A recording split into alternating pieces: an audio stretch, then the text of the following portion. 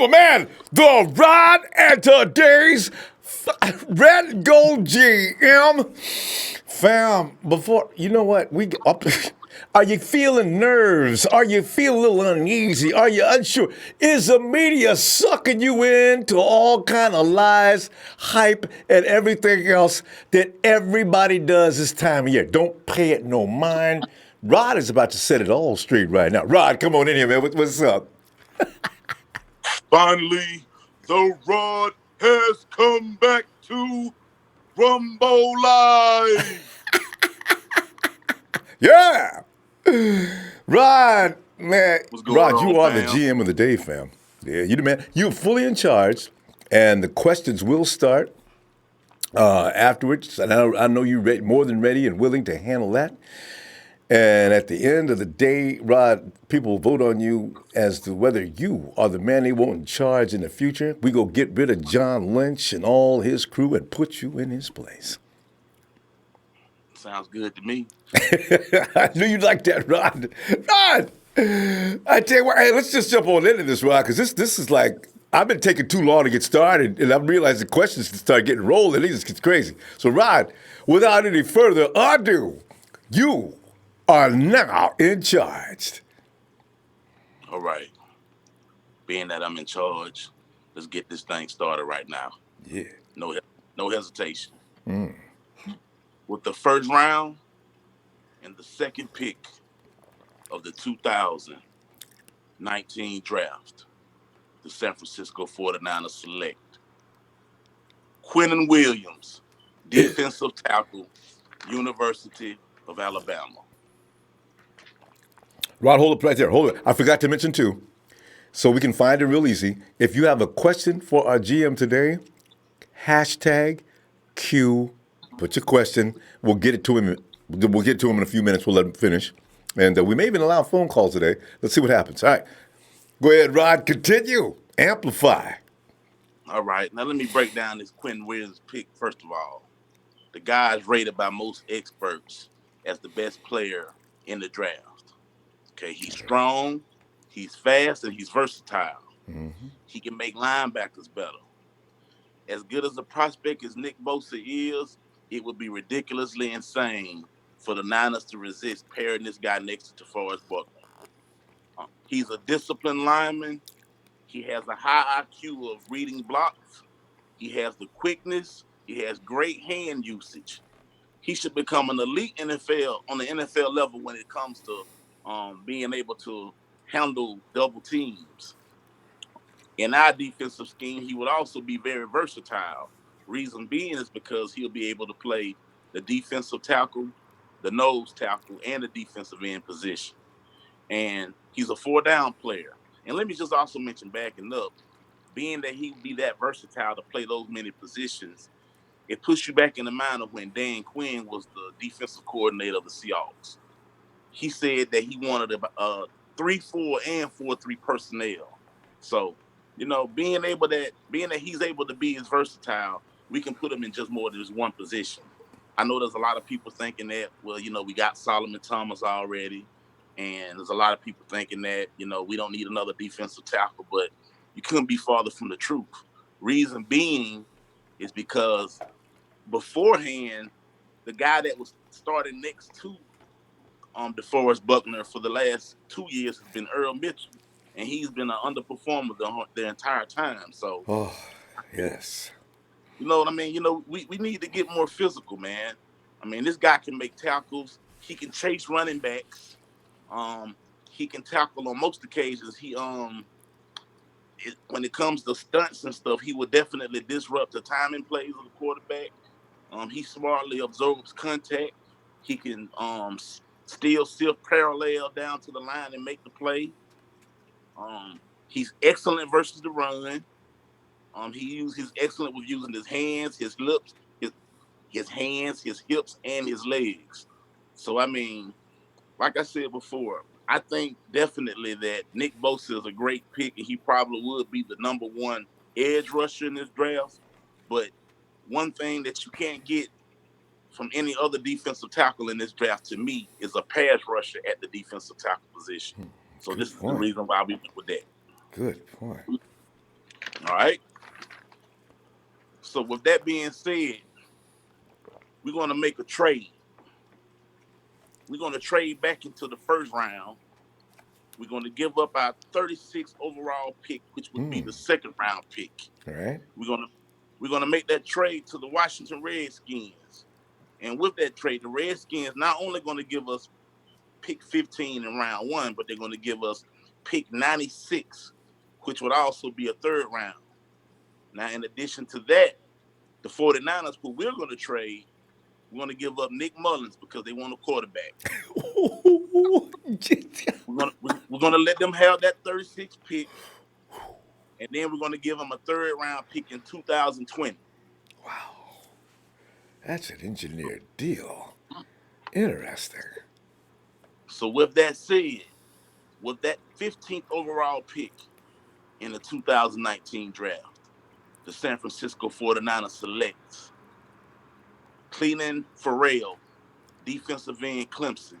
Ooh. Now, this guy's the best in the draft as far as just getting off the ball. It significantly helps him out when it comes to him trying to win his battles. He gets an A+ for how well he anticipates the snap. When he extends his arm 9 times out of 10, he's going to win the battle. I think he just needs to develop a better natural bend and getting lower flexibility.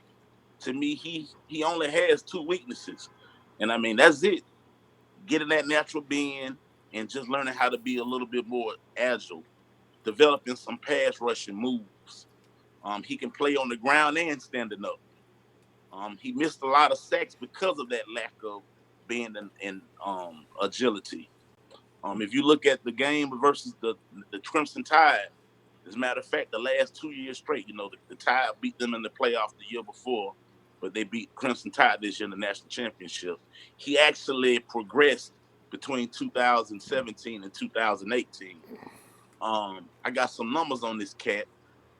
In 2016, he had a total of 6 sacks. In 2017, he had a total of 9.5 sacks. And then he had in 2018, which was this past year, he had 11 and a half sacks. And he even had 5 forced fumbles as well. So, um, one thing about this guy is he can definitely set the edge and attack the line and react. He plays the run well. He does a great job of shedding blocks. I think that pretty much the best is yet to come when you're talking about this, guys. Pretty much just I think the NFL itself will make him a better player once he starts learning how to adjust to the tempo of the NFL versus the college ranks. Um, like I said, he needs to definitely improve. I think the biggest struggle that I saw with him is going to probably be just playing against the more pro style offenses. But again, with all of his intangibles and his ability to anticipate the snap count and his ability to get off the ball quick, I think those things will take care of itself once a good defensive coordinator gets things rolling in his favor.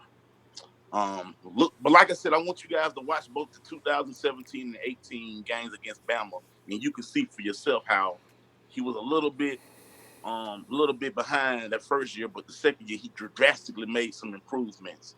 And I think this guy definitely do a good job of setting that edge rusher you guys want. He can even play both sides too. He can play the big end, so he might even be on the field at the same time with D Ford this year. And I like the direction that would go. All right. All right. Okay.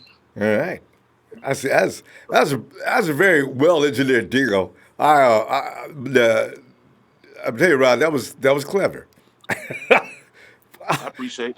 Nick Mullins Appreciate it. involved. Okay. And that's better than anything they got now in Washington too. All right. Yeah. Okay.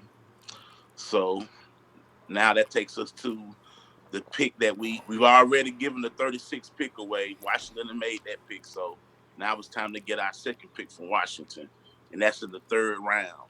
And then that it's going to also be the overall 96th pick. So with the 96th pick in the 2019 draft, the San Francisco 49ers select Chauncey Gardiner Johnson, the safety slash cornerback from the University of Florida. Okay, now this guy, he's a brace yourself. He's a faster, more athletic version of Jimmy Ward. J-Dub, come on! You know what? I like it. I like it already just for that reason. Now, and let me tell you why I compare him to Jimmy Ward. He's played both the nickel corner and the safety. He actually played the safety position as a sophomore.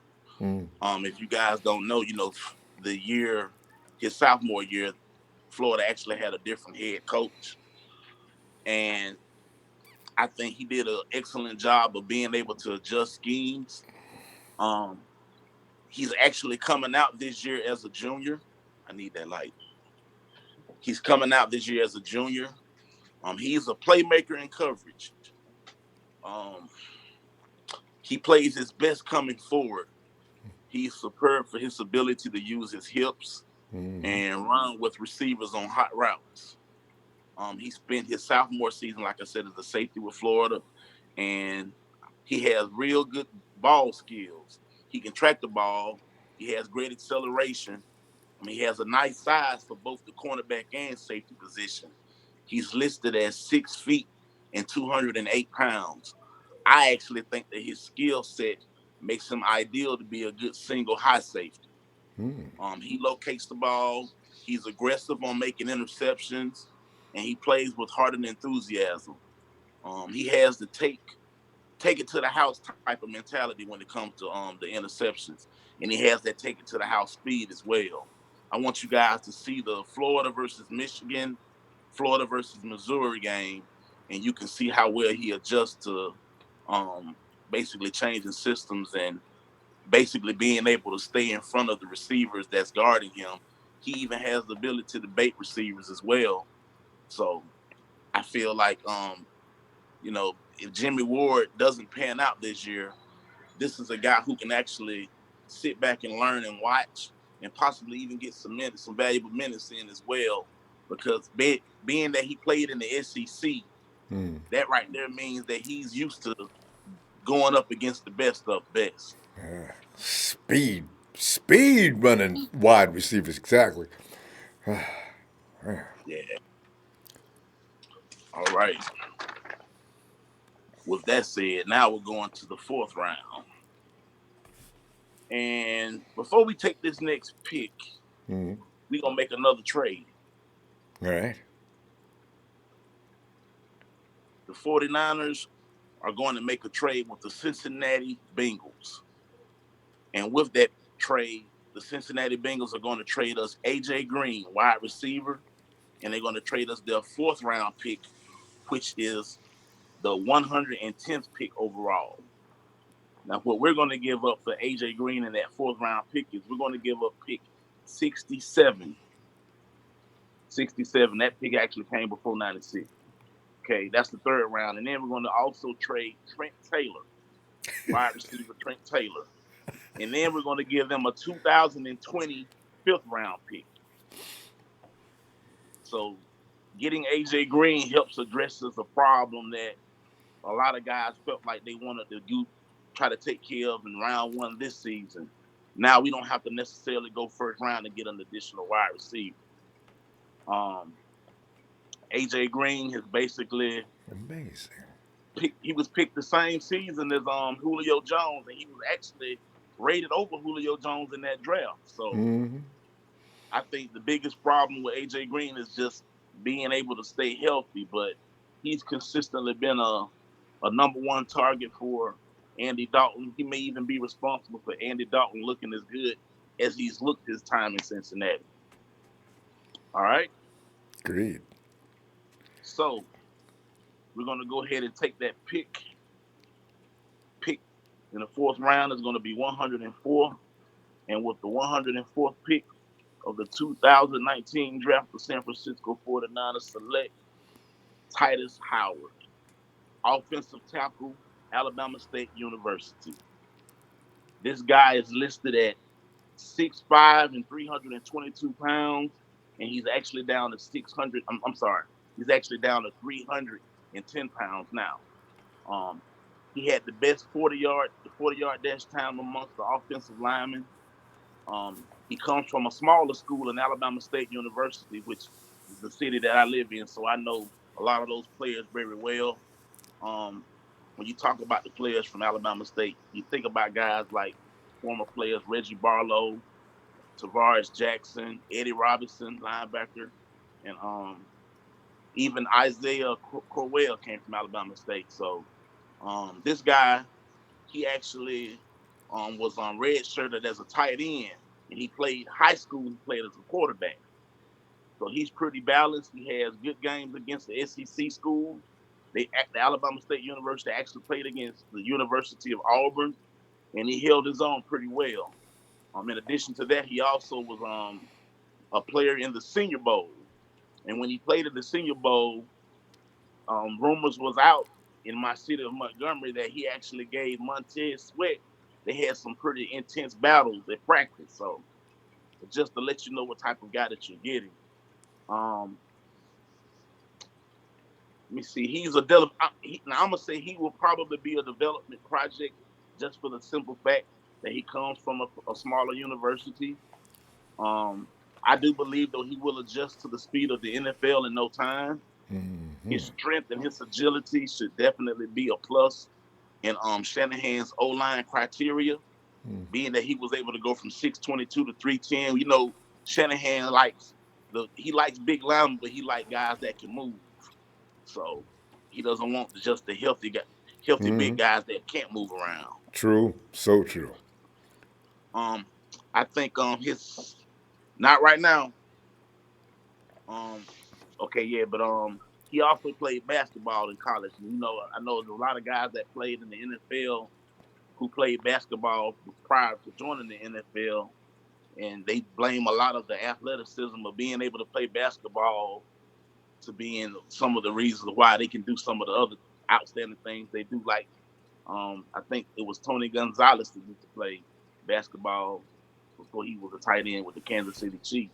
So, you know, maybe this guy can use some of his athleticism and help this offensive line that we're still in the midst of building. We actually got some continuity with our offensive line. We're bringing back every starter from last season, and we actually re-signed Person to a 3-year deal. So I'm thinking that maybe this guy can, get his feet wet on whether you know it or not. When he was in college, he started 10 games in 2018, and he also started 34 of 36 games as well. So he played on both ends, the left and the right. Um, his quarterback was a lefty, so he did a pretty good job of protecting the blind side.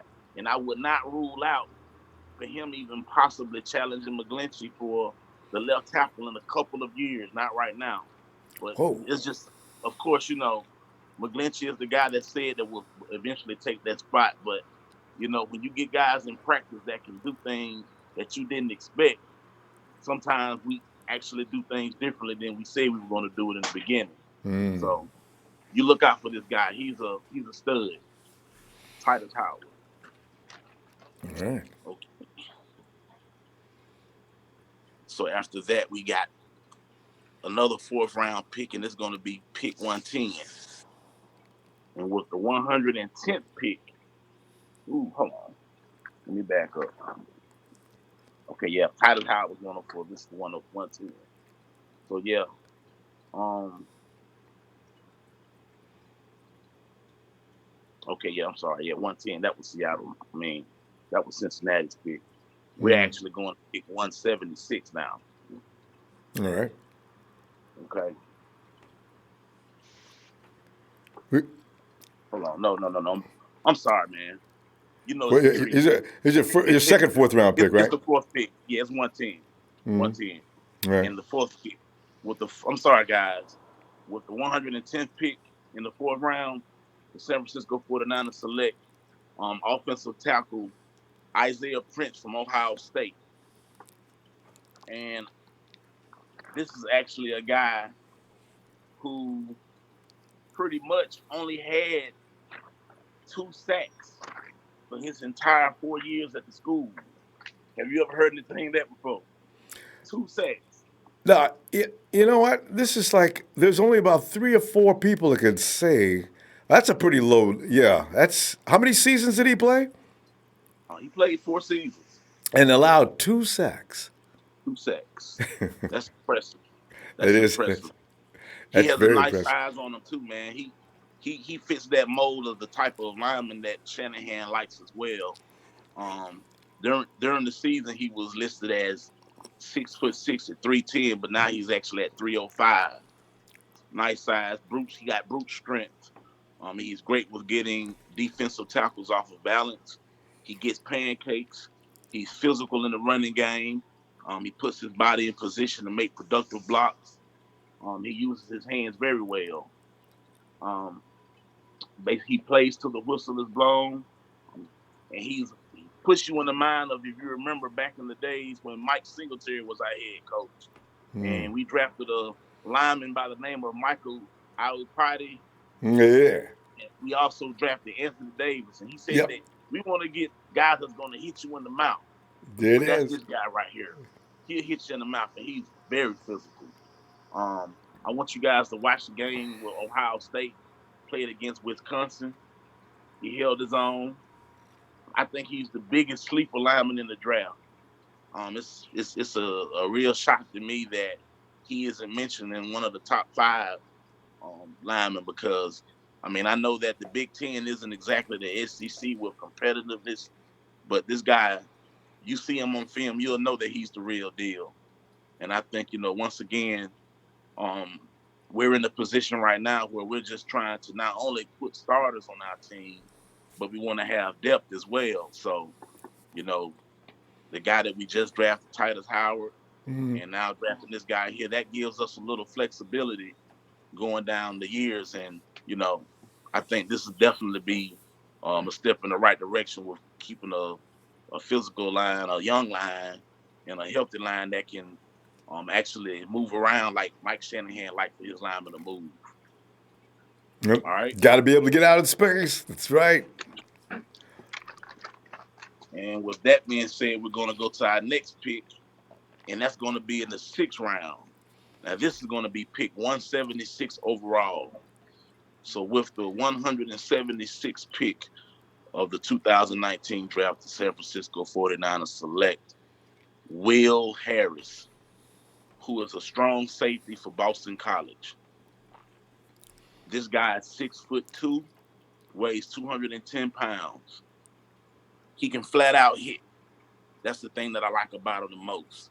You think about the defense that we're trying to build, think in the minds of a Cam Chancellor. Now, I'm not saying that this guy's Cam Chancellor, but he reminds me of that Cam Chancellor quality of when he has that receiver in front of him and lays him out. I think this guy could be that one day down the line. He'll definitely add some fuel to the mix with challenging the likes of Marcel Harris and Jaquiski Tart. But I think that this guy right here actually has a little bit of work that he needs to do to get to that next level. I do think that we have the guys on board here that can actually help him get to that level. But I like a lot of the things that I saw from him this year. You can check the game. Actually, even when he played against Clemson, he when he hits you, he tries to kill you. Um, he That's an SEC boy. SEC. That's what they do. yeah. Well, now this guy, this is Boston College now. Oh, okay. This is Oh, that's okay. It's yeah. going north with SEC. All right. But he plays like a linebacker, Ronbo. Hmm. He's decent. He's decent in the coverage. He's not excellent in coverage, but I think that's something that can work on as well. The 3 years that he did play, he got 5 picks and five picks, which is an excellent numbers. But for a strong safety and that type of defense is not the worst thing that you can get. Hmm. Um, I think he's very good when it comes to keeping the offense in front of him. I just want to see him in the film room, in that weight room, getting stronger, gain a few more pounds, and learn the playbook. I think he had his worst game in his career was against the Syracuse Orangemen when the quarterback scored a touchdown in the quarterback sneak. Those are the type of things that we got to work on. But it's a 6th-round pick, and I think it's a Project. pick that it'll definitely develop as time goes on. And like I said, we still got Tart and Marcel Harris in front of him. So, but I think something in the next 2 years is something that can definitely work out for us, and there's the possibility that he can develop into a starter. He actually, his last 2 seasons, his junior season, he had 83 tackles. In this past season, he had 75. So, those are the type of things that you like to hear when you're trying to get a defense like we're trying to get, that's full of violence and all gas and no brakes. There you go. Oh, man. The Boston College teams have at least 1 or 2 or 3 guys every year that you hear a lot about in the draft. There's a couple. Remember last year who we wanted coming off the edge? Forget his name. Davenport, wasn't it? Uh, was Davenport out of Boston College, or was it the? There's another. Oh, I forget his name. But anyway, one of them. Davenport's Virginia. What? No, I keep getting those mixed up. Barkley. I do. Anyway, yeah. But I do know one came out of Boston. I can't remember the other guy's name too. I know that it was 3 rushers on the edge that we was looking at, yeah. Hoping that we would get. And I know one was Bradley Chubb, one was Marcus Davenport. I can't remember the other guy, but I think the other guy went and he played with the Tennessee Titans, if I'm not mistaken. And there was one that went to the Texans that a lot of people said the Texans picked him up in the 4th round. Dude's a bad dude. I said, yeah, we played against him preseason last year. Dude was, boy, I was impressed. I see that 4th round. We could have got him in the 4th or 5th, something crazy. He's really a low down the draft order. Okay, that's fine. We'll make it up. And this year's a little richer in the edge rushers anyway. You can get a good edge rusher probably going into the 3rd round this year. So, it's good. It's supposed to be pretty stacked, man. Yeah. Well, this is going to be my last pick of the draft. Yeah. And it's in the 6th round, and it's pick 212. And with that being said, with the 212th pick of the 2019 draft, the 49ers select Dillon Mitchell, wide receiver, Oregon. This guy is 6'2". He weighs 189 pounds. I don't know if you guys know much about that Oregon offense. The quarterback was Justin Herbert, and he's actually a guy that's projected to maybe be a 1st rounder next year. I watched a lot of film, and I really wasn't that impressed. I think he made a lot of throws, but I think a lot of the throws were based on timing patterns, and I think also that is that the Pac-10 conference? Oregon? Yeah. Yeah. I don't think they really got challenged much defensively speaking.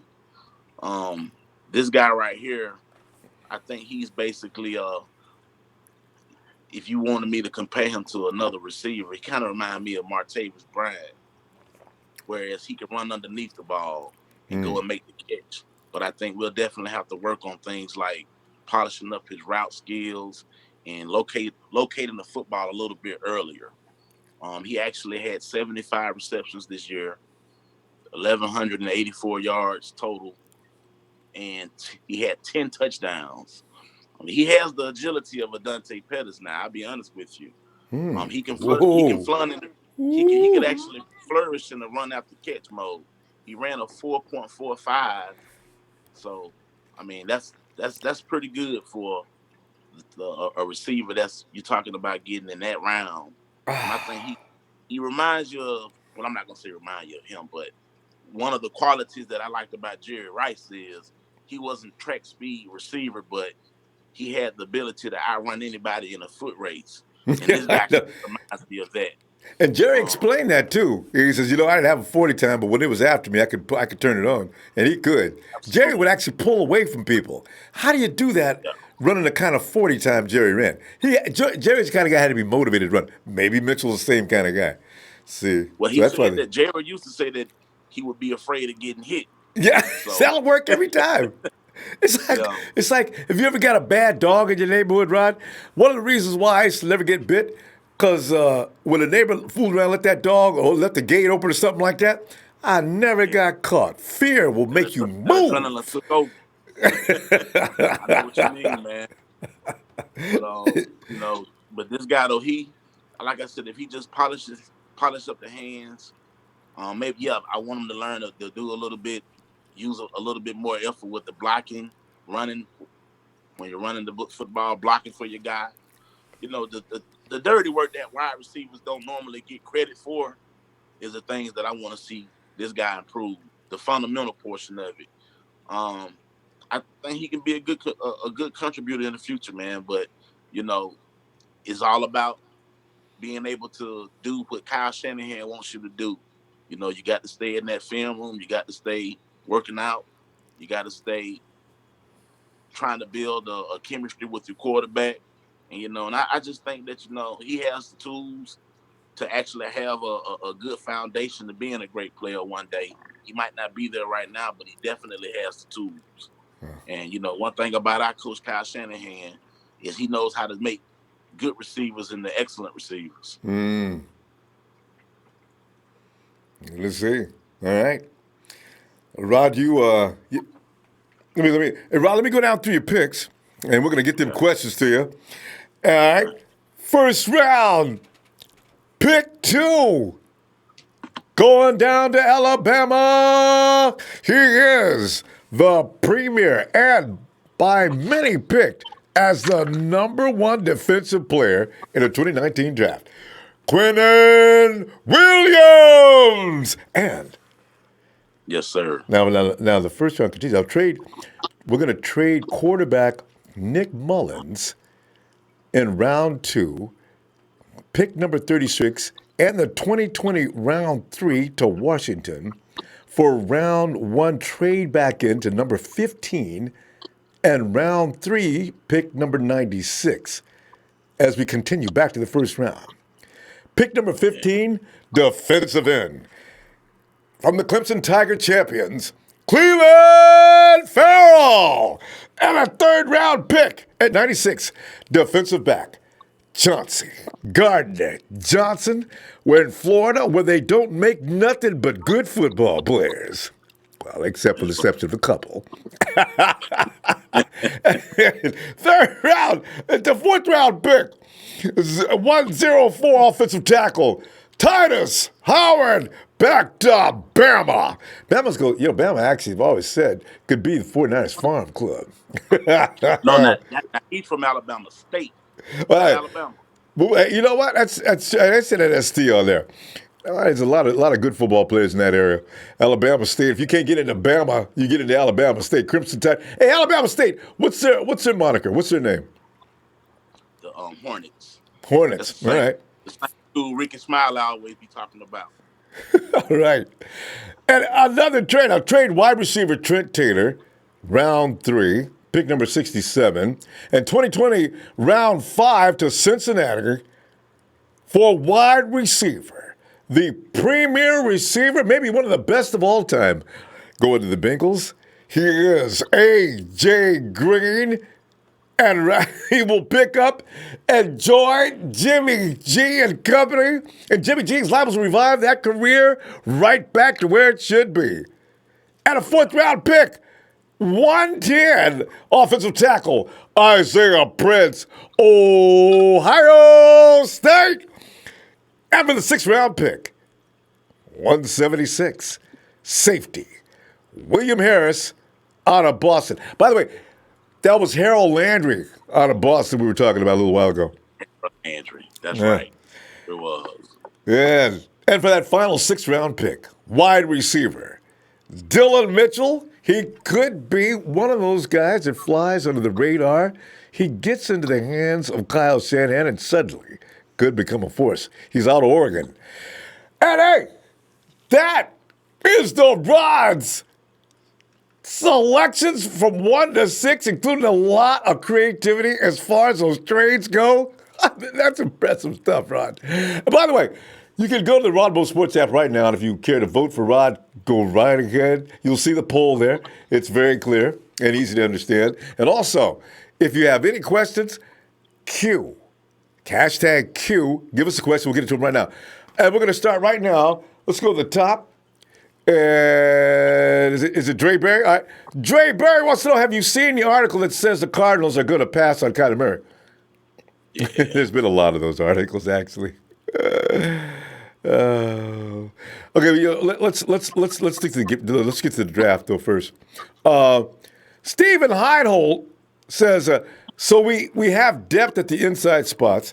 If Buckner goes down, but if D Ford goes down, then we got no edge rushers. So how do you not take elite edge with the number 2 pick?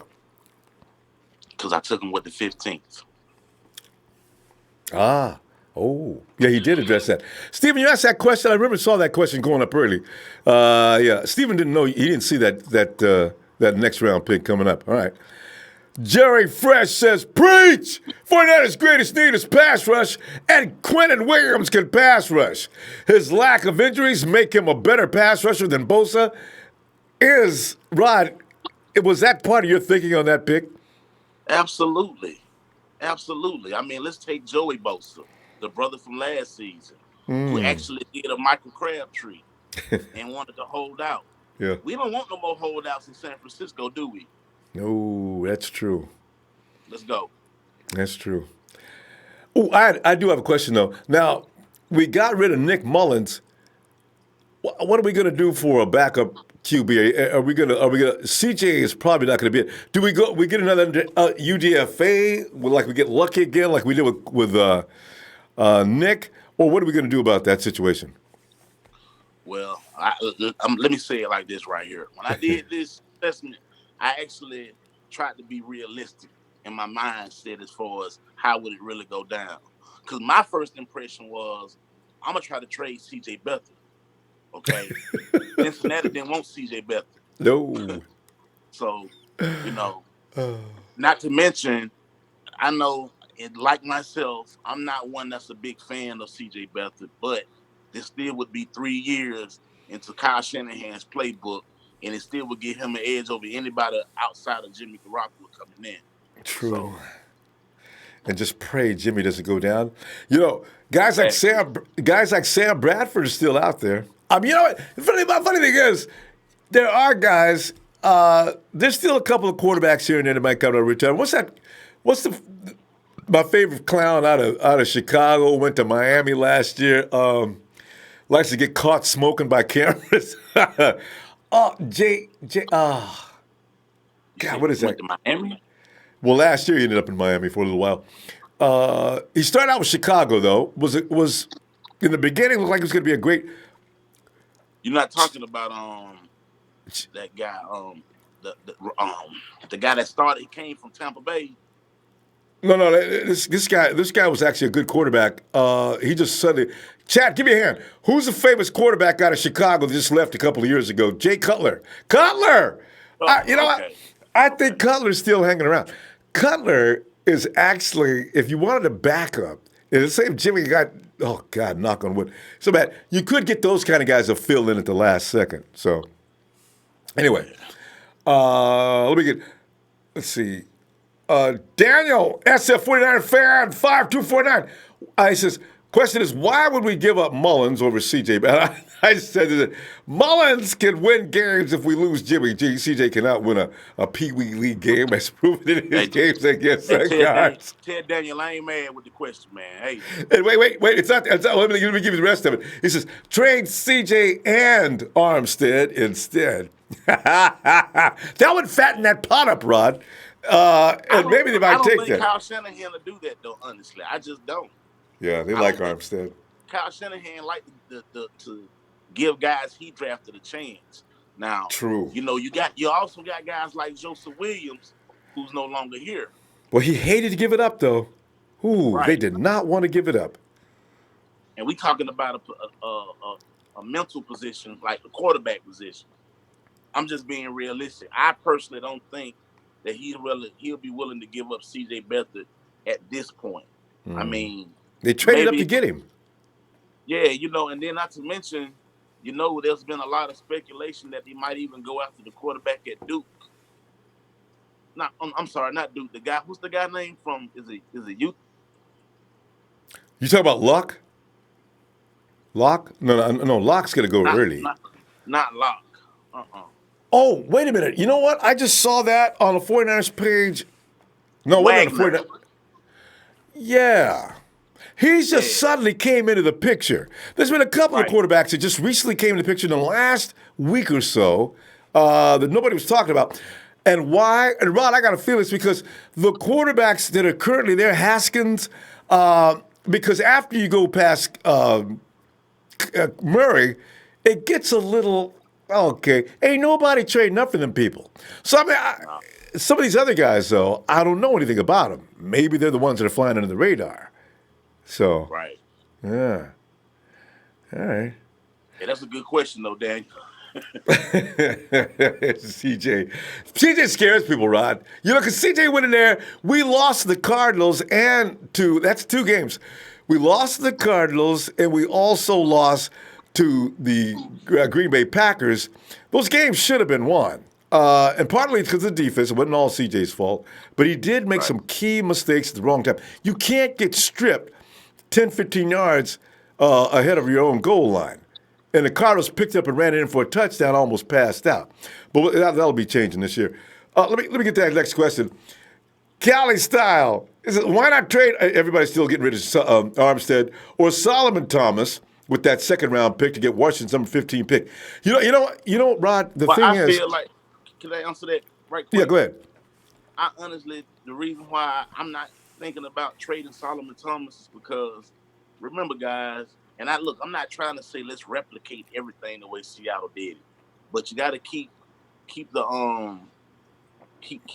idea of how they went about their depth chart in mind, and see Solomon Thomas could be a very good, worthy rotational piece for that middle of that line. He for years before had been playing the defensive end when defensive end was not his natural position.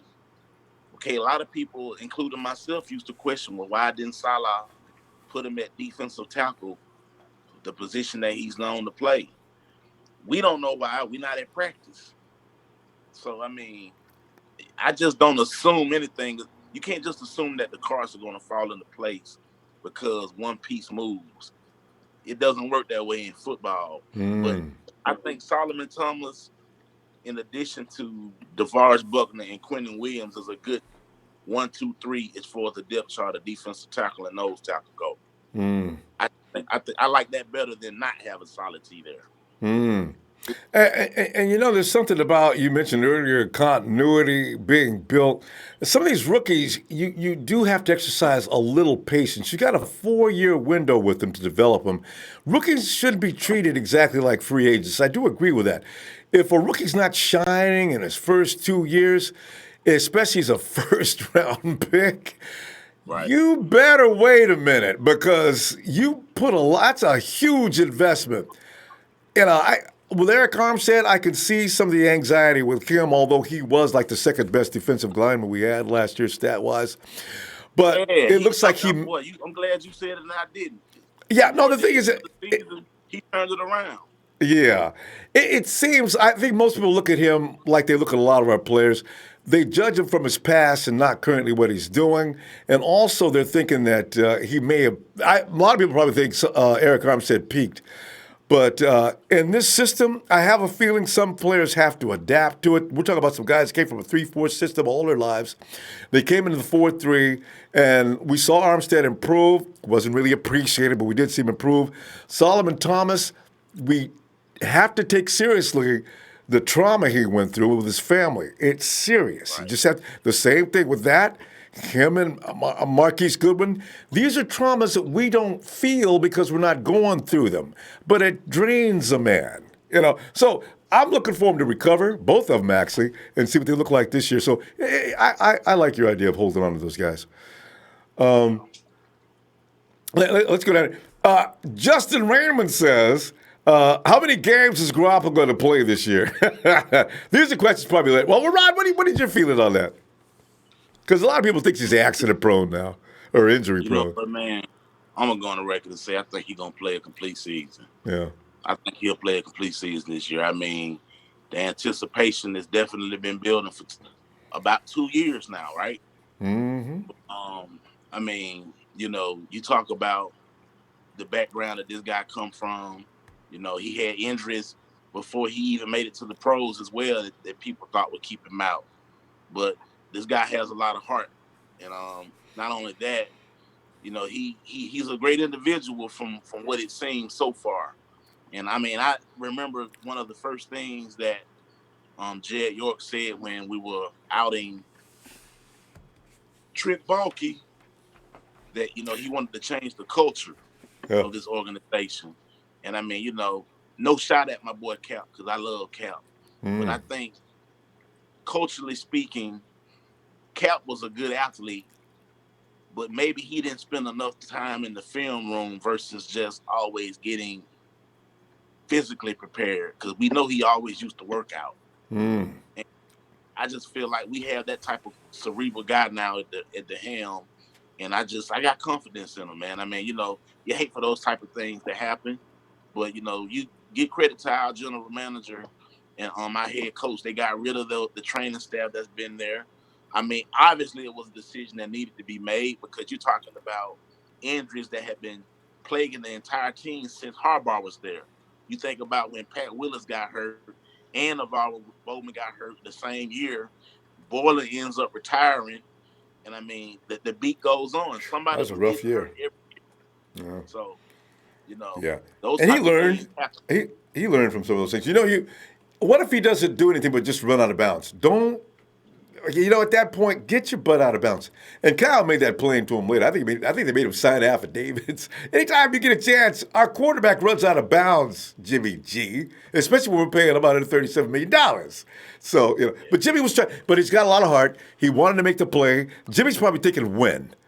And that instinct kicked in, and he turns it back up. But bad thing is that defender was standing right up on him, and you Yeah. gotta know when to quit. That competitive nature, though, man. But that's one thing about football. I mean, from the quarterback position to the running back to the wide receiver position, you have to learn from your mistakes. And You got to live to play another down, man. You know what I'm saying? There you go. And hey, Cali Style says DB in his mind is our number 2 priority in this draft. So why did you take 2 tackles in the 4th round? Well, for one thing, Joe Staley is up in age. Let's be smart about things. We want to have depth on every avenue. Okay, we just let one of our tackles go. Who was his name? The one that we got. What we got? Gilliam. Gilliam. Oh yeah, I forget. I didn't appreciate him. I could never. Gary Gilliam. I always forgot about all during the season. What he came out on the field. Who is that? Oh, that's that dude from Seattle. I didn't like him then. I still don't. I was yelling and screaming when they said goodbye, Gary. Yeah, you're right. Go ahead. And to answer you on the second pick, the second reason why I got another tackle, because the truth of the matter is I see Isaiah Prince as a guy who could possibly move to the guard position. There's a possibility that Joshua Garnett might not be a 49er next year. He could be, but he could not be. Could be traded. Could be traded this weekend. Could be used to implement a trade too. Because Garnett's one thing I definitely wanted to avoid was getting linemen that absolutely were just projects. I wanted to get guys with some ability, so that's why I went to the route going in the 4th round to get those guys. I was looking. Actually, I was surprised because I know how you really watching everything that goes on around you in Bama. You didn't pick up Michael Jordan, and I thought for sure Jordan's going to be in this draft. Michael Jordan's got a lot of upside. I know he's one of your favorites. I can feel it. Am I right? Yeah, most definitely. I mean, but again, I'm just this is a draft that I made based on what I thought could possibly actually happen. Yeah, Okay, because Jordan be let's be hard to get. realistic. Yeah. If I had my way, you damn Skippy, we'd have a lot of Alabama type players. But do I But Jordan's realistically actually think they're gonna all be available? Hell true. no. Because Jordan's that good though. He wouldn't be, He you're is. right. Realistically, is Jordan going to be available? I don't see him getting to round three. I think he's projected to last until four. But I said, Yeah. no, he's got And too and, much and, potential. and let me also make clear that the number one priority for me, because I knew I was gonna have to give up that 36 pick before the draft started. The 36th pick was probably the most important pick of the draft because we all knew the first one was going to be picked on things that we really, really need right now. Yeah. But I thought getting another first round pick was top priority because we were going to have to replace that 36th pick. There you And I go. think we actually got the pick that a lot of people was like, well, why didn't you get your edge rusher? Psych, I did get one. Which is clever because you know you've got to address that. And what you did Right. is so Kyle and John like. They're going to go for the quality in the first round. And the 49ers don't have a problem trading up, as we know. But in Right. the first round, they focus on the best player they can get, whether it be even when they tricked. I mean, Solomon Thomas, in hindsight, we know now that maybe he wasn't the top pick to go for in that round. But the thing is, he was actually projected to be that good. He moved right up the ladder, and he was actually in the top five picks. So the 49ers went for Yeah. the best guy. They thought they had background on him. They wouldn't see him at Stanford. John Lynch knew him very well, knew he was a character guy. So they go for the top. They're not, that's why I argue with people every day about 49ers trade down the first down. I don't know if that's not been their, Yeah. pattern. They usually get the best they can get in the first round. If they're going to trade, as they have been, it won't be in the first. I could see it in the second, like you did, Yeah. and maybe in the third, later rounds. But the first round, the 49ers are going for the cream. And I mean, I got to say, man, one thing we have, as fans got to stop doing because believe it or not, I mean, all you got to do is watch football and see the general managers are finally getting it because they're not putting as much emphasis as everybody else is.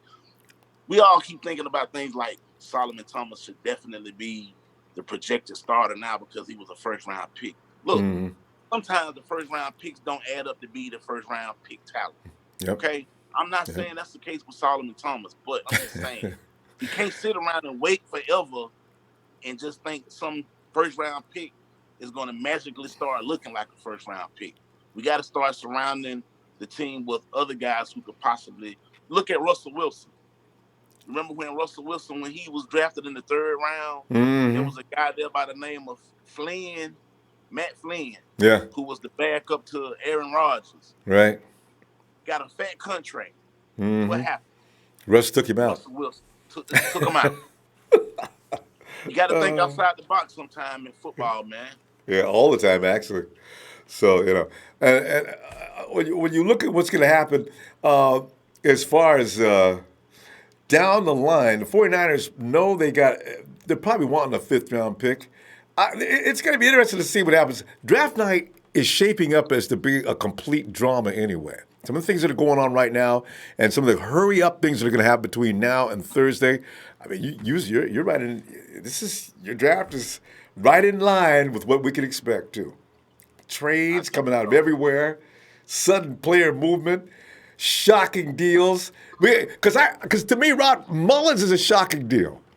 Because now, and you're right though, Kyle does like CJ. He does not. He already told everybody, CJ and Nick, nothing's been settled. They will both vie.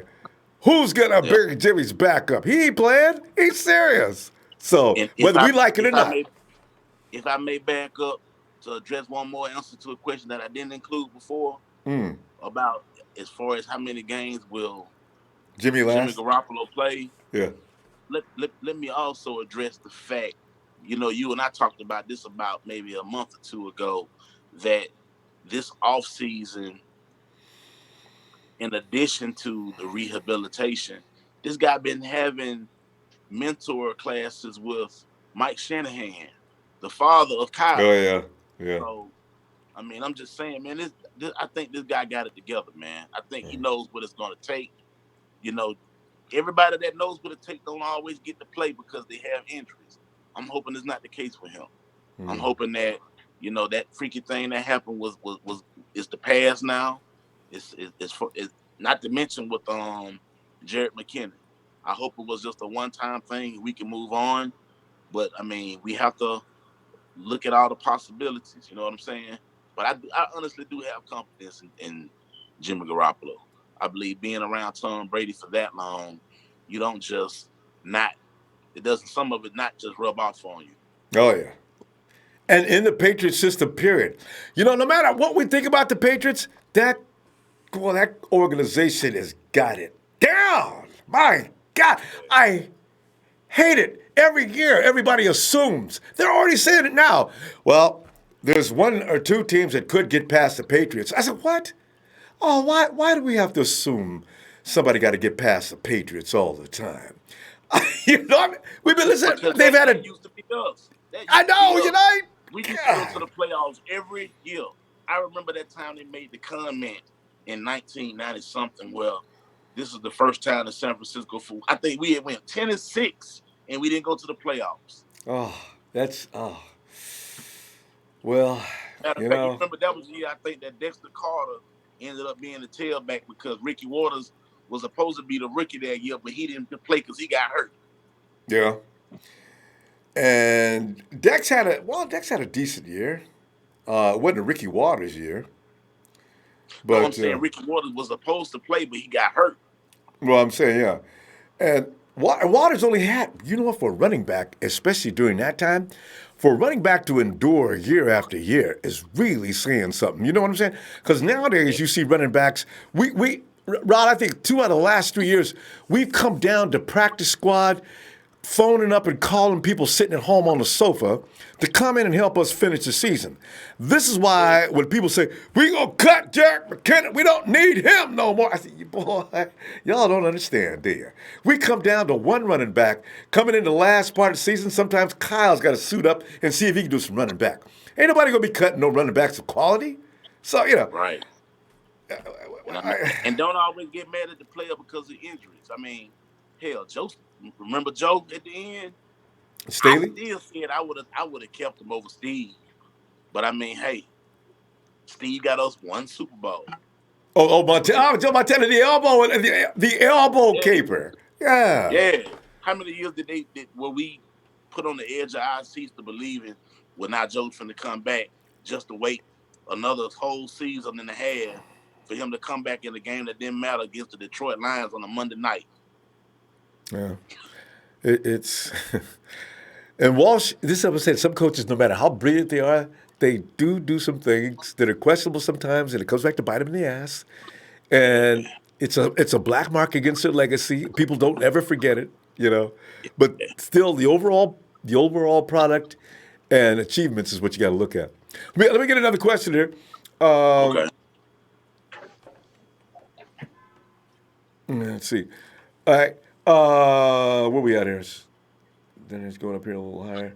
Oh, there's Jerry Fresh. Did we get that one? Did we get Jerry Fresh yet? Yeah, we were up here around there. No, Justin Ryan, just Jerry Fresh.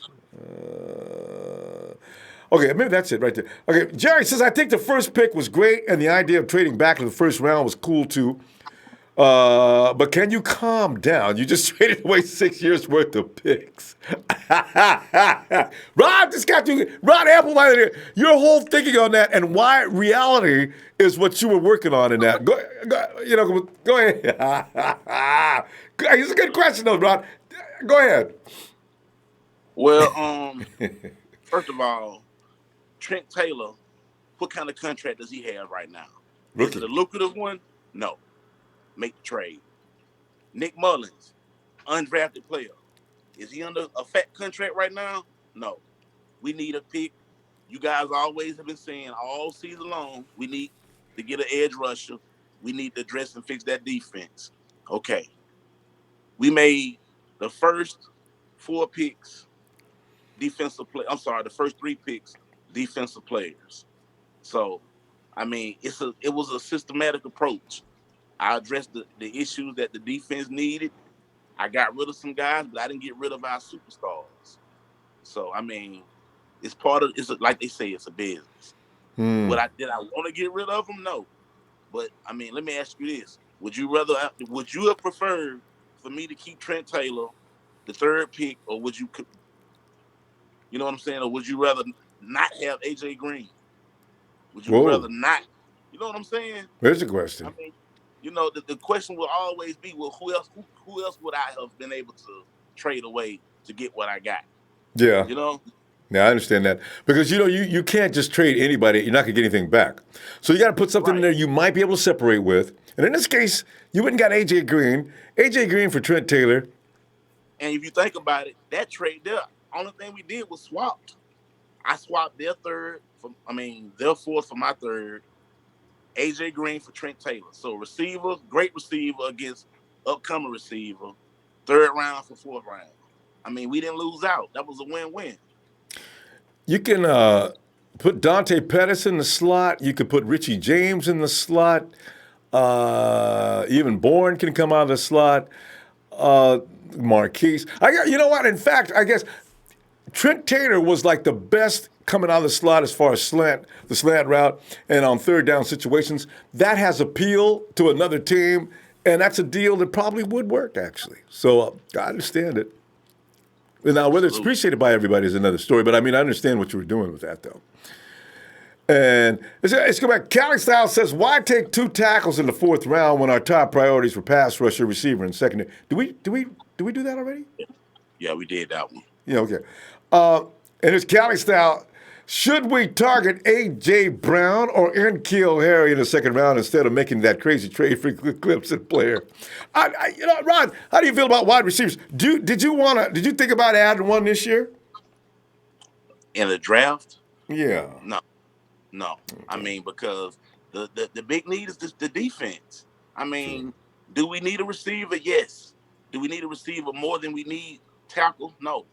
Priority, yeah, comparison. I mean, we got three stud running backs. We got a quarterback that we believe in with a great contract. We've got the best tight end in football. We've Mm, got an offensive line that played together for 2 years now.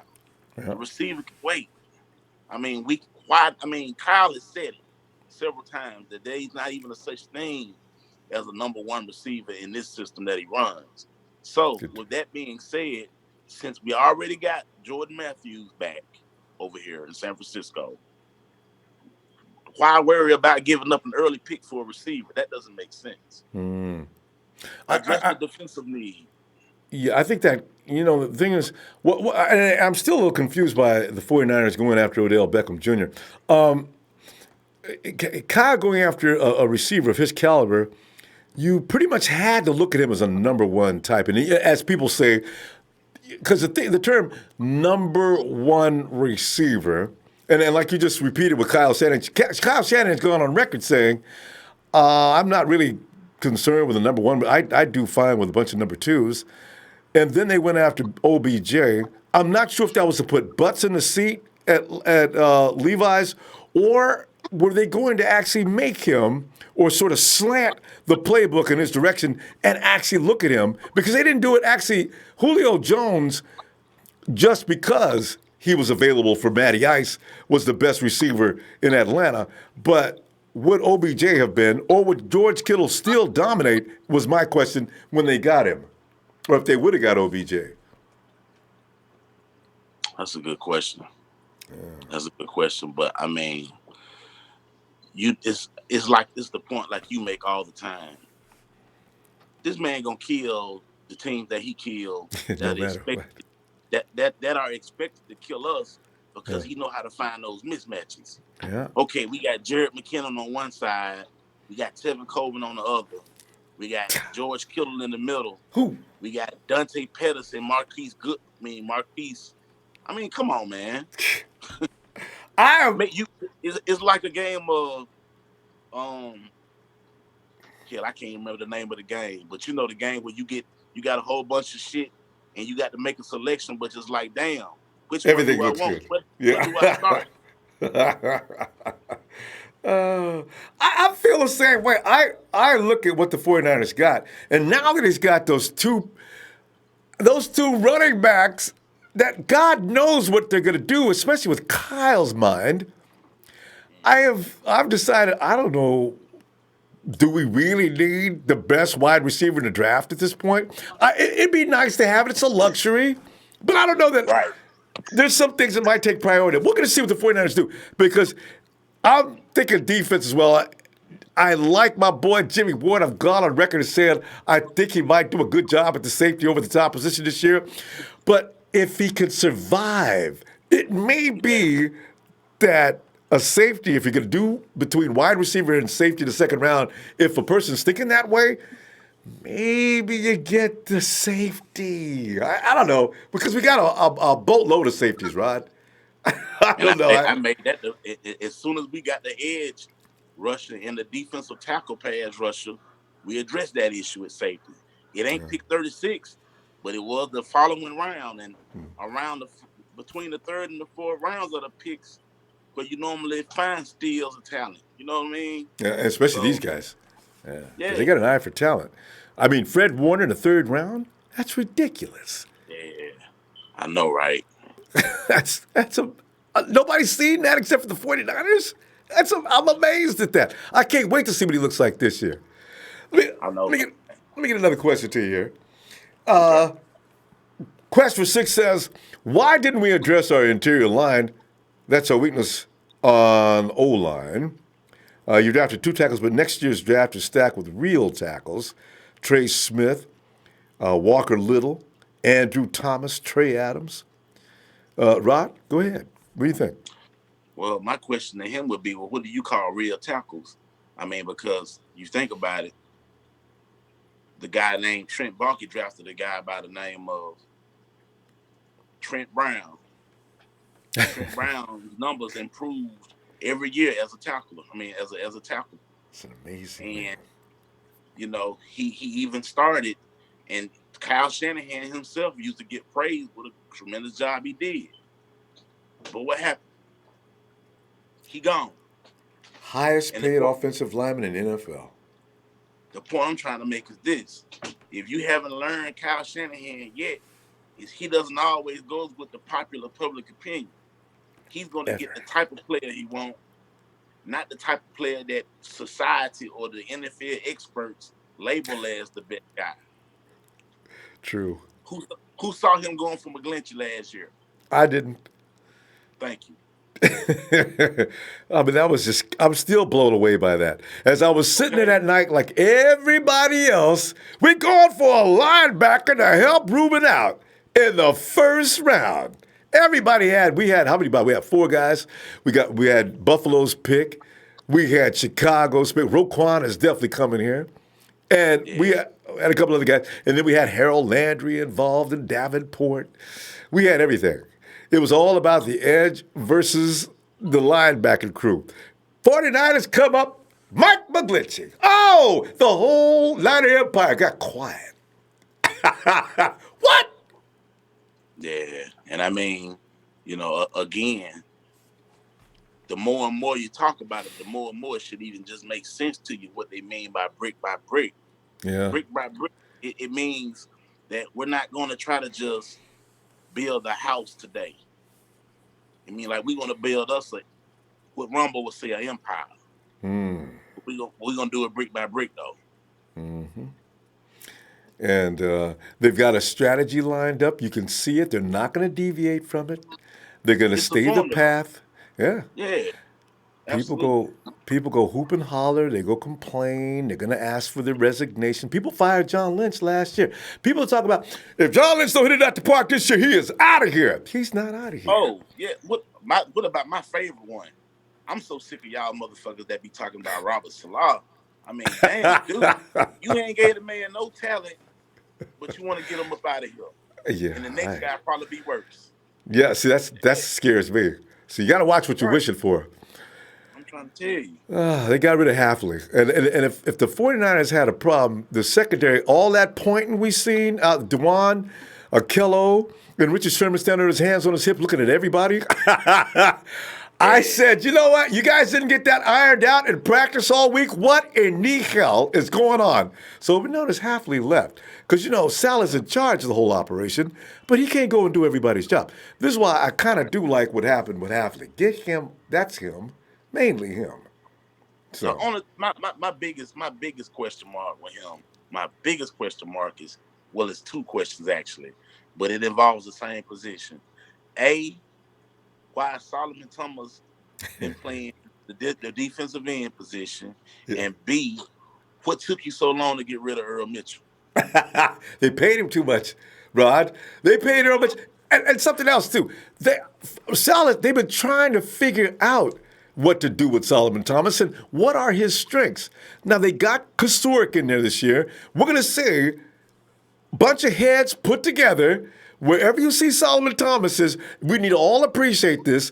This is a result of a lot of thinking. So wherever they put Solomon Thomas, he is supposed to flourish. If he doesn't, Rod, uh-oh, uh-oh. Yeah, That B some word is going some to come out some because gotta people have already happen. called him that Some already. gotta somebody gotta go. Yeah. Somebody got to go. And Callie Style has another question. He says, if there's no such thing for a number one receiver for this system, then why trade for A.J. Green? Value, brother. Value. I mean, you think about how many different AJ Green will be the receiver who can play the Z position, the slot position, and I mean the guy is basically has the skill set of a number one. I mean, maybe not number one in this system, but a number one as a whole. The skill set of AJ Green is worth it. I mean, you look at his numbers. Just look at his numbers. He's been injured, and I mean, you think about people that get injured aren't able to put up big numbers, yet and still he's been able to do so. I think it was worth it. It was worth the risk. I mean, we lost out on OBJ. We lost out on, well, Antonio Brown lost out on himself.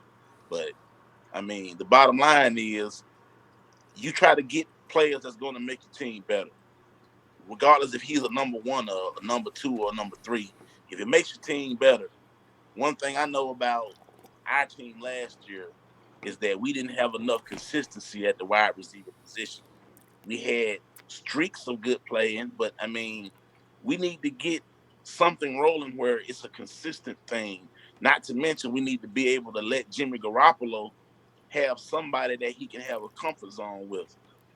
Rumble, I think you brought it to my attention that the first year, towards the end of the season, it started to be Marquise Goodwin. Well, okay, this is Five year games in three a row. now. Yeah, I mean, you have to move on with it, man. I mean, just because a player puts up um great numbers this year doesn't mean it's going to repeat the next year because he could get hurt. And I mean, you have to look at it like that. I mean, I'm not trying to pretend like I'm a true general manager, but I do think these are the decisions that these guys would make are going to be decisions that's going to be based on making the team better and strengthening holes up and even having depth. Depth is so important. I brought this point up before, but you think about the Seattle Seahawks when they were the Legion of Boom. Look at all the names that played defensive end, edge rusher, and linebacker. It wasn't always the same. You had KJ Wright, you had Earl Mitchell, you had Bruce Irvin. You know what I'm saying? You had Chris Emmons. I mean, you know what I'm saying? So you want to be able to have some depth because one thing about a dynasty is an organization that has a number of professionals that can perform. So if one gets hurt, the next one can step right in and fill in the void, like we used to do back in the days. Just I see us going back in that direction. Yeah, and like you say, guys like Jerry Rice. There's not a Jerry Rice every year. Is AJ Green? Was he the best receiver in Cincinnati? During the one period, he was he? Didn't they have another wide receiver that did pretty well too? Oh yeah, the guy that went to Atlanta, Hoffa. You know, I can't pronounce Mop. I know what you're talking about now. I just realized what you're talking about. Yeah, He was like the number two guy behind in AJ Atlanta. Green. What? Yeah, well, I mean, yeah, he was number two in Cincinnati behind Green. And also Then he went to Atlanta and became the number two too, as well. behind Julio, right? Right. Oh, God, his name is right there on the tip of my tongue. Say, Sanu. yeah. Sanu, what's Sanu's first name? Anyway, yeah. Sanu, that was, you need to have, one thing you do need to have, though. You need a 1-2 punch. That's what Garcon and Goodwin were supposed to be. But, Yeah, That's right. what Sanu, yeah. Yeah, that's what Garcon and Goodwin were supposed to be because Goodwin had a great year the year before. I mean, he started after Jimmy G and nearly round up with 1,000-yard season. That's only in 5 games because I don't think he was but around 300 or 400 before Jimmy came in. And all of a sudden, Marquise Goodwin couldn't miss. And that was Jimmy's comfort zone. I mean, Jimmy, when he couldn't find anybody else, Marquise was always open because of that speed factor. If we can get a healthy Marquise Goodwin with Dante Pettis, and also Matthews, it Yeah, changes the dynamic quickly. Now you've got those two running backs that nobody's going to know what to do, and now George Kittle. If you notice in those games, did you see Kittle tailing off a Goodwin? Kyle ran that all day. They both, yeah, it almost be like a bunch route. You'd see Kittle, Marquise Goodwin going down the field, say, Marquise would just smoke. All of a sudden, he turned over the afterburners and he just leave. Kittle would curl in. Boom! I mean, right. Nick Mullins hit him right in stride. I said, look at that. Working like a charm. That's how you use speed in that. Boy. And if they don't bite, if they fall back on Kittle, Marquise is wide open. There's nothing you can do. The safety has to commit one way or the other. A good quarterback's going to go with that. Whichever way that safety goes, I'm going. And Right. that's what I do like about Nick Mullins. He's kind of sharp. He'll develop. And you know what? If you trade him, Rod, we might be dead meat. He is Absolutely. Mohamed Sanu. He is actually an insurance policy. But you know what? You got to get what you got to get, though. Because I do like, Absolutely. yeah, Got to sometimes get you got what to you got to get. sacrifice. And keep in mind something else, guys. You know, we've already given up a second round pick for D Ford for next year. Okay. So the second round pick Oh, next year gone. The oh, only I think, thing we lost for next year, the only thing we done lost with my picks is a third and a fifth. We yeah, still got a first round pick, and we still got 2 first round picks this year. So at the end game is we got we got more depth. We got an overall better rating as far as production from our receivers now because we added a probably a future Hall of Famer in AJ Green. Not to mention you're making your offensive line younger, and you know you got the right pieces in play.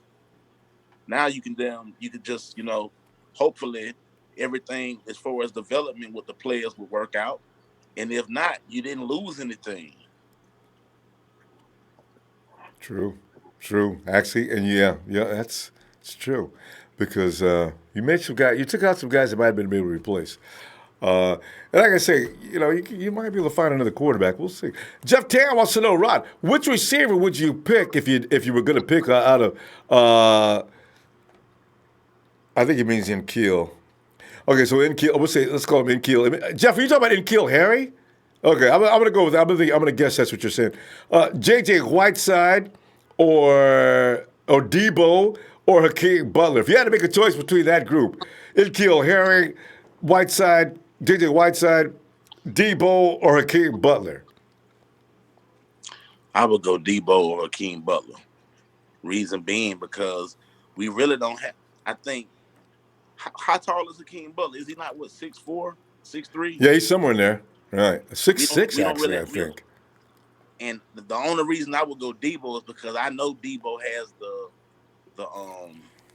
the ability to be a good red zone receiver. But yeah, outside of that, yeah, Butler, man, definitely because we don't really have any big receivers. And I And mean, Butler's huge. yeah, Butler has hand issues, from what I understand, but I understand he's been working overtime A coach is like getting tired out there working with him all hours, trying to improve his hand-eye coordination, I guess. Because you know what? And you probably seen it, Rod. A lot of receivers got a problem with running before they make the catch. Every coach goes through that with guys all the time. Hey, kid, catch the ball first, all right? And then you can look around. Protect yourself at all times, but catch the ball first. Because a lot of guys are gone before they catch the ball. Let me add, AJ Green is 6'4" too, so Yeah. I just got us the biggest receiver that we have on the team now. And Green's got a wingspan that's out of crazy. So, he may be 6'4", but that wingspan makes him about 7 foot. That dude is all arms. Now, taking nothing from the other receivers you name, like your A.J. Browns and your Neal, but I feel like we got those guys already on the team. We need some physical presence now. True. Because Garson was, granted he was only 6'1", but Garson played like a big receiver. We need big receivers, guys that can be physical. Yeah. Because we already got the guys that are agile. And that's Debo. Debo is definitely rough. Debo is, you're right. You need a wide receiver that's going to work that cornerback. He needs to come back rubbing arms, rubbing his leg. He needs to come back and try to shake things off before the ball is snapped. See, that's when you know that when you go down the field, the elbow is working, this is working, that's working, tripping him up. I got him all messed up. I've already experienced that mess. There's ways you can combat that, but normally when the receiver's that tough, you respect him, you play off him a little bit more. This is why Anquan Bolden, Garcon to a big degree. There's a lot of receivers out there that just beat a cornerback up, and that's a plus. So, Travis Millot says, what you draft A.J. Brown if? Oh, would you draft A.J. Brown if he's there at 36, or would you go ahead and make that trade? I guess we kind of already answered that. Let's go to Cali style. He says, aren't most dynasties built through the draft? I remember this organization winning because of how we drafted players and not who we signed through free agency or by trade. Okay. And that's it. So you mean to tell me if I build a dynasty team because I acquired some players through a trade, then that just disqualifies the process? Okay, to each his own. I'm not really concerned about that. No disrespect to you, but I don't care about that. All I know is I got everything that I want right now. Now that's not to say that everything that I want right now is going to work, but it's to say I feel my chances are better of going out there and at least making a run for the playoffs based on the moves that I made. Because now after this draft, I don't have a major concern anywhere. That's not to say that I can't get better in any other position, but I don't have a major concern anywhere because I addressed the issue. Edge rusher, we got D Ford. Today we got Clelin Ferrell. Okay, defensive tackle Solomon Thomas is still a question mark. We got Quentin Williams, the best player. Now Solomon Thomas might still have an opportunity to develop some more behind this guy. Yeah, we wished he would have developed beforehand, but it didn't work out like that. So we can't sit back and cry over spilled milk. If we did things the way everybody thought we should do, that means we just gonna wait on this guy because it's a player that you like. You can't do stuff like that, man. The NFL consistently changes, man, every year. And the teams that don't learn how to get with the program and move on are the teams that are still picking the first 5 picks every season. It's just the way it is. Now, I say this much: you won't see me going around making 4 and 5 different trades like some guys might do. But you know what I'm saying? Sometimes you have to make a trade to actually be the missing piece of the puzzle, and I think that's what it was. Well, that says it all right there. Because, like I say, you look at the Patriots model, and Belichick doesn't renew no contracts. You know what really kills you about Belichick? Belichick tells people when they come in there asking for money, no, and I'll let you go out and take a look around and see if you can get a better deal. and players come running back to Belichick. What's that linebacker's name? That good linebacker they got?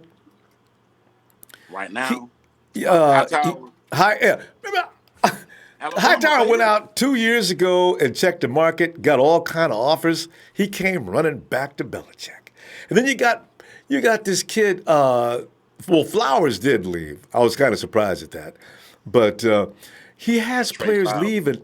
Yeah, Trey Flowers left though because the Patriots coach left though. I got a feeling Trey would still be in Boston had it not been for that. But players don't like to leave Boston, you know? And we're looking now at guys. Well, you even look at Gronk. Gronk will be back, I suspect, year after next. Think so. How old is Gronk? He ain't but Like 28. 26, 27, 28. Okay. It's a fight. There's something about and people don't like Belichick. They talk about how they don't appreciate. Players didn't really like Walsh. There was a few guys that liked him, but the coaches that they Right. didn't like Parcells. Your best Lombardi. Who liked Lombardi? Who played for him? It's very strange. And Coaches as we that speak, are brutal, players love them and they respect them. yeah. And as we speaking right now, these sons of bitches emailing me right now. Arizona to pass on Kyler Murray. I'm Yeah, so sick yeah. of this shit. I don't know what to do. I don't know why. I don't know why Kansas. Here's the thing. What people need to stop and think about with that situation in Arizona. First of all, the fans are going to be rabid if they don't get. You can't tempt them with Kyler Murray and then not give it to him and stick with Josh Rosen, who showed nobody anything last week. There'll be people that won't come in. Also, jobs will be on the line. If there's anything going on in Arizona, the NFL has says, Jesus Christ, you idiots. We like to make draft night somewhat of a mystery. You came out screaming and yelling about Kyler Murray. Now everybody knows. Well, what the hell is that about? So they got to Yeah. try. Arizona's got to do all they can now to bring that mystique back. They're not going anywhere besides Kyler Murray.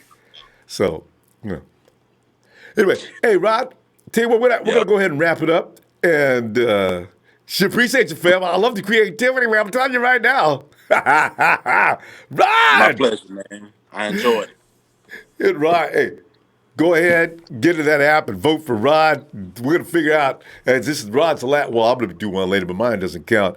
But Rod is our last guest GM of the season, and so we can find out of your votes who is the best of the 2019 season. Rod, are you ready for the holler out? Hey, man. Oh, wait, let me.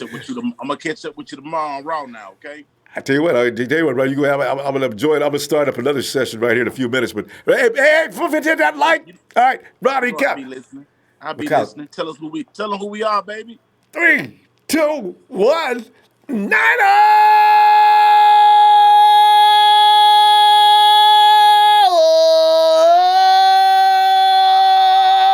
Wow.